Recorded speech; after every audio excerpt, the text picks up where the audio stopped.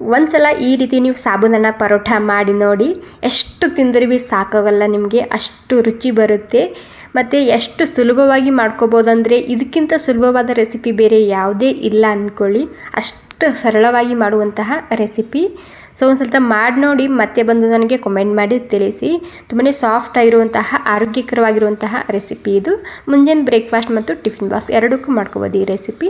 ನೋಡಿ, ಈ ಪರೋಟ ಮಾಡೋದಕ್ಕೆ ಮೊದಲಿಗೆ ನಾನಿಲ್ಲಿ 1 ಕಪ್ ಆಗುವಷ್ಟು ಸಾಬೂದಾನ ಹುರ್ಕೊಂಡು ತೊಗೊತಿದ್ದೀನಿ. ಅಂದರೆ ಹಸಿ ವಾಸನೆ ಹೋಗಬೇಕಿದು, ಅಲ್ಲಿ ತನಕ ಹುರ್ಕೋಬೇಕಾಗುತ್ತೆ.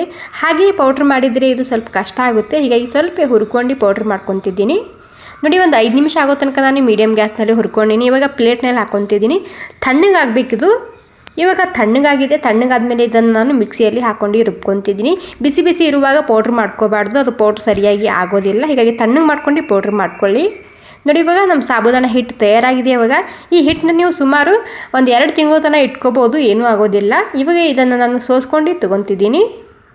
ಮತ್ತು ನಿಮಗೆ ಡಿಫ್ರೆಂಟ್ ಆಗಿರುವಂತಹ ಮತ್ತು ಆರೋಗ್ಯಕರವಾಗಿರುವಂತಹ ಬ್ರೇಕ್ಫಾಸ್ಟ್ ರೆಸಿಪಿ ಬೇಕಂದರೆ ಈ ರೆಸಿಪಿನ ಒಂದು ಸ್ವಲ್ಪ ಮಾಡಿ ನೋಡಿ, ತುಂಬಾ ಇಷ್ಟ ಆಗುತ್ತೆ ಮನೆಯಲ್ಲಿ ಎಲ್ಲರಿಗೂ.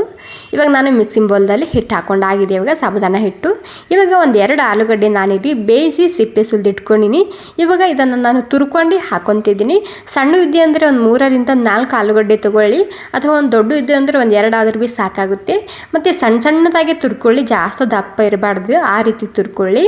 ಮತ್ತು ಗಂಟು ಇರಬಾರ್ದು ಅದರಲ್ಲಿ, ಆ ರೀತಿ ತುರ್ಕೋಬೇಕಾಗುತ್ತೆ ನೀವಿಲ್ಲ ಆಲೂಗಡ್ಡೆ. ಮತ್ತು ಒಂದು ಸ್ವಲ್ಪ ಸಾಫ್ಟಾಗಿ ಬೇಯಿಸ್ಕೊಳ್ಳಿ ಆಲೂಗಡ್ಡೆ.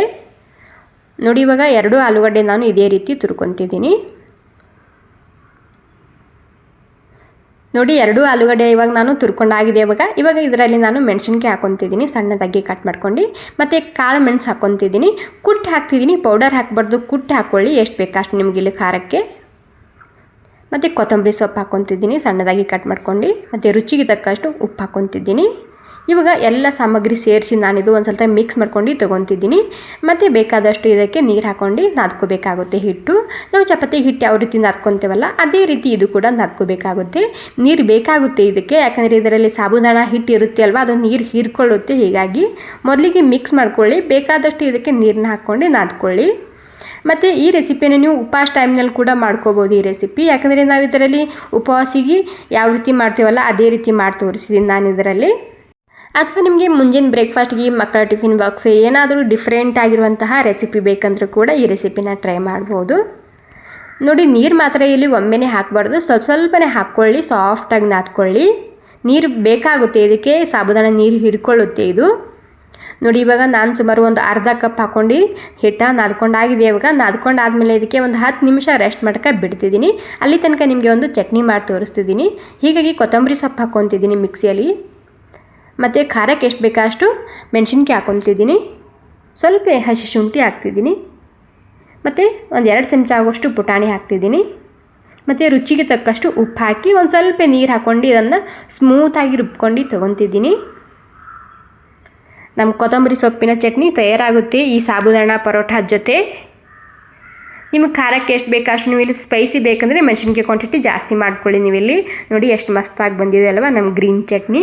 ಇವಾಗ ಇಲ್ಲಿ ಹಿಟ್ಟಿಗೆ ಕೂಡ ಒಂದು 10 ನಿಮಿಷ ಆಗಿದೆ. ಇದನ್ನು ಮತ್ತೆ 1 ನಿಮಿಷ ಆಗೋ ತನಕ ನಾನು ಸಾಫ್ಟಾಗಿ ಮಾಡ್ಕೊತಿದ್ದೀನಿ.